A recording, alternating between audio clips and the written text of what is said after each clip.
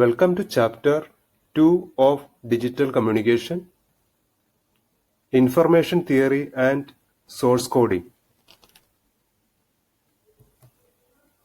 Module 2 covers Shannon's theorem and AWGN channel, that is additive white Gaussian noise channel.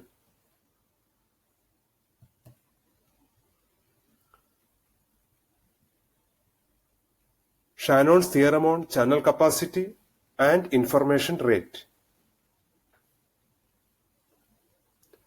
If R less than or is equal to C, where R is the average information rate, C is the capacity of the channel. If R less than or is equal to C, that is whatever be the information we are going to transmit per second should be less than or is equal to the capacity of the communication channel. If R less than or is equal to C, there exists a coding technique such that output of the source may be transmitted over the channel with negligible probability of error. So once we are not exceeding the capacity of the communication channel, then information can be transmitted with a negligible probability of error. That is this theorem. So we are able to calculate the maximum information rate according to the capacity of the communication channel. Our information rate should be always less than or is equal to the capacity of the communication channel we are going to calculate. We know how to calculate capital R, but we are not yet studied how to calculate the capacity of the communication channel. So now we will study how to calculate the capacity of a channel based on the bandwidth of that. Additive white Gaussian noise channel. Noise is always generated due to the random motion of electrons in a transmission medium. This random motion of electrons is known as Brownian motion of electrons. These electrons are getting energy from surrounding temperature. So there is always an electron flow. It's an unwanted electron flow. That is why it is known as noise. This unwanted electron flow is going to be added with our information flow. So due to this addition, it is known as an additive noise. So the received signal is always transmitted signal plus noise signal. The noise is generated due to the random motion of electrons in the transmission medium. So received signal is transmitted signal plus noise. So it's an additive noise. And these electrons are getting energy from surrounding temperature. So it is a temperature dependent. Is directly proportional to temperature. So more noise if the surrounding temperature is more. And the noise power is equal to K into T into B watts, where K is Boltzmann constant, T is temperature in degree Kelvin, B is the bandwidth of the channel. So bandwidth of the channel is more, then noise is also more. Temperature is more, noise is also more. So noise is directly proportional to the temperature, surrounding temperature and bandwidth. And this K into T is written here eta, that is capital N is equal to eta into B. And in some textbook it is written N0, so capital N is equal to N0 into B. I am using here eta, so capital N is equal to eta into B. Noise power spectral density, that is PSD, is equal to eta by 2 watts per hertz. That is per hertz how much noise power existing. It is surely eta watts per hertz, but due to double-sided that eta by 2 is written. For a single-sided it is eta watts per hertz, and a double-sided it will be eta by 2 watts per hertz. The most common representation is double-sided, so I am writing eta by 2 watts per hertz. So positive side 1 hertz, eta by 2, negative side 1 hertz, eta by 2, so the total power per hertz will be eta. So eta watts per hertz. The power distribution is constant against the frequency. We can see here it's a constant distribution. Due to this constant distribution, this noise is also known as white noise, because white light consists of all visible frequencies and the power distribution of all visible frequencies are constant. So that is why whenever there is a constant power distribution against the frequency, that is known as white. Here for our noise is also the power distribution is constant. because eta is not varying with respect to frequency. It is constant. Due to this constant power distribution, the noise is known as white noise. So now there are different names. It's an additive noise. It's a Brownian noise. It's a random noise. It's a thermal noise. And it is white noise. The probability distribution of this noise is Gaussian distribution with mean m is equal to 0. That is why the noise is also known as Gaussian noise. The probability distribution I am showing here. This is the probability distribution of Gaussian noise with mean m is equal to 0. So with respect to y-axis, it is symmetrical. And probability distribution f of x is equal to 1 upon root 2 pi sigma square e raised to minus x square upon 2 sigma square. Here mean m is equal to 0. That is, there is no m here. Sigma square is the noise variance. And x is the noise amplitude. That is a random amplitude. X versus f of x. A channel is assumed to be a Gaussian channel, that is AWGN channel, if it generates only Gaussian noise. Practically there is no channel known as Gaussian channel, but we are assuming that the channel is generating only Gaussian noise.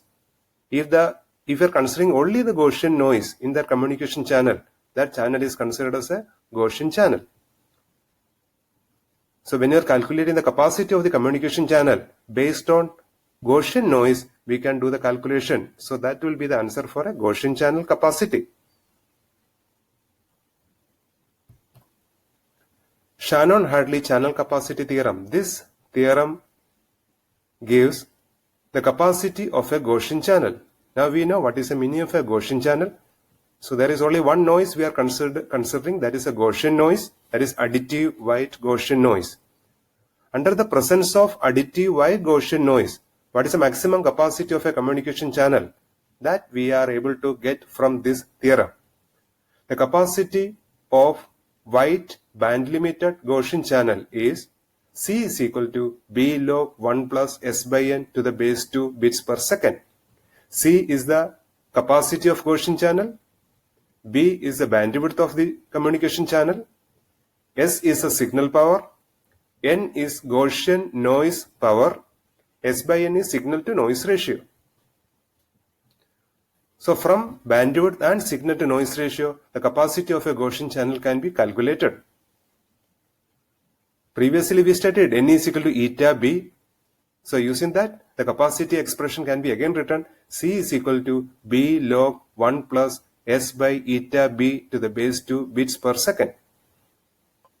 The significance of Shannon-Hadley theorem. First significant point, from bandwidth and signal to noise ratio, the capacity of a communication channel can be calculated. Second significant result is, once we know the bit rate and the signal to noise ratio, the required bandwidth can be determined. Third significant result is, from bit rate and bandwidth, how much signal to noise ratio is needed, that also can be determined. So out of the three parameters, once we know two parameters, the third one can be determined. So the capacity of a communication channel can be determined, or the required bandwidth can be calculated, or the required signal to noise ratio can be determined. This is the significance of Shannon-Hadley theorem. Next topic is bandwidth signal to noise ratio trade-off. Here the expression is C is equal to B log 1 plus S by N. In this expression, for keeping the same capacity C, we are able to play with the bandwidth and signal to noise ratio. If we can increase the bandwidth of a communication channel, the required signal to noise ratio can be reduced. There are many communication channels, enough bandwidth is available, but not able to generate high signal to noise ratio. Example is satellite communication. Large bandwidth is available, but difficult to generate high signal to noise ratio. So we can increase the bandwidth even though the signal to noise ratio is very small. Still we are able to achieve high capacity. Another case is small bandwidth is available, still we are able to achieve the high capacity by increasing the signal to noise ratio. That is a case of a telephone channel. Telephone channel bandwidth is very small, but still we are able to achieve high capacity by increasing signal to noise ratio. This is the meaning of bandwidth SNR trade-off. So which one we are able to provide more and other parameter can be reduced. So provide large bandwidth, only less signal to noise ratio is needed, or provide large signal to noise ratio, less bandwidth is needed for achieving a specific capacity of a communication channel. Shannon's limit. Shannon's limit is the capacity of a Gaussian channel when the bandwidth is infinite. That is written C infinity. When bandwidth tends to infinity, capacity of Gaussian channel is called Shannon's limit. So when you see the expression C is equal to B log 1 plus S by N, and when you are saying bandwidth is infinite, maybe we can say the capacity is also infinite, but that is not the case. The reason is signal to noise ratio is S by eta B. So when bandwidth tends to infinite, that S by eta B in denominator also become infinite. So that means signal to noise ratio is going to become 0. So signal to noise ratio is going to be reduced by increasing the bandwidth. That is why once the bandwidth is infinite, capacity will never become infinite. We can calculate what will be the maximum capacity of a communication channel when bandwidth is infinite. C is equal to B log 1 plus S by eta B to the base 2. That's the Shannon-Hadley theorem for calculating the capacity of a channel. C infinity is equal to, that is Shannon's limit, is equal to limit B tends to infinite B log 1 plus S by eta B. For applying this mathematical result, that is limit x tends to infinity 1 plus 1 by x raised to x is equal to e. For applying this, I'm just doing some modification. That B is going to return us S by eta into eta B by S. So the same B only, eta cancelled, S and S cancelled. So that is only same B. So limit B tends to infinity B into log 1 plus S by eta B. And this can be written as S and eta are constant. So that is I took outside because B is a variable. B tends to infinite. So S by eta into limit B tends to infinity. This can be written here log 1 plus S by eta B raised to eta B by S. Now this looks like limit x tends to infinity 1 plus 1 by x raised to x is equal to e. Applying this mathematical result here, this answer can be written as S by eta into log e to the base 2. Log e to the base 2 is equal to 1.44. So the answer is C infinity is 1.44 into S by eta bits per second. So the capacity never able to get infinite. Capacity can be made infinite only when the signal power is infinite or noise will be 0. This graph shows S by eta versus capacity of the communication channel. If S by eta increases, capacity is going to be increased, and the maximum value of the capacity is C infinity, that is 1.44 into S by eta bits per second. That is known as Shannon's limit.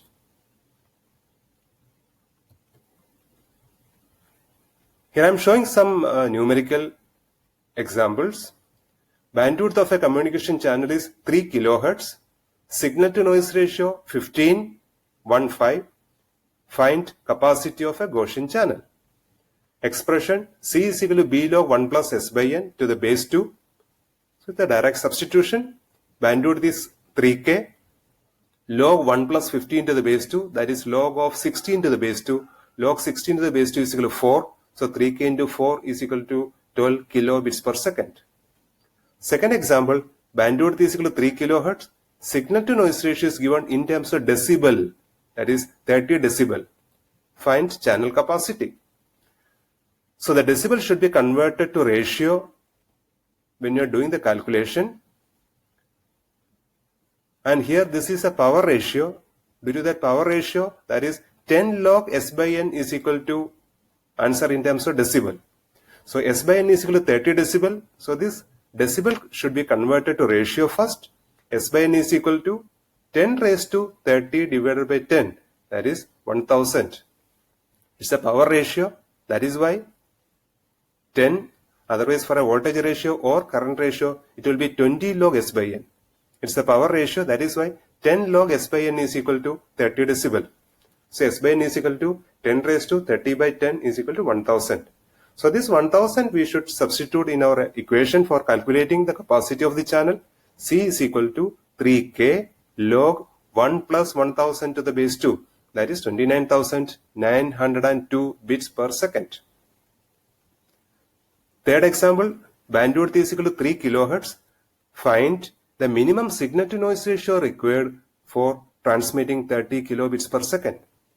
This is the meaning of that significance of Shannon-Hadley theorem. From two parameters, the third one can be determined. Here bandwidth is given and signal to noise ratio should be calculated and the bit rate is also given. So signal to noise ratio is equal to 2 raised to C by B minus 1.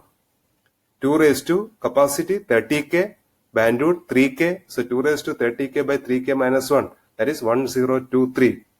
And this 1023 I just written in terms of decibel, that is 10 log 1023. 10 log 1023 to the base 10, that is equal to 30.1 decibel. Next example, signal to noise ratio is given and the bit rate is also given. The question is determine the minimum bandwidth. Signal to noise ratio 20 decibel, find minimum bandwidth and that bit rate is given 30 kilobits per second. The first conversion is the decibel should be converted to ratio. So 20 decibel is equal to 10 raised to 20 divided by 10, that is 10 square is equal to 100. So signal to noise ratio is 100. Bandwidth is equal to C upon log of 1 plus S by N to the base 2. That is equal to 30K divided by log of 1 plus 100 to the base 2. That is 4.5 kilohertz. So minimum 4.5 kilohertz is needed for transmitting 30 kilobits per second with a signal to noise ratio of 20 decibel. If signal to noise ratio can be increased, the required bandwidth can be decreased. That's the meaning of a bandwidth signal to noise ratio trade-off. Thank you.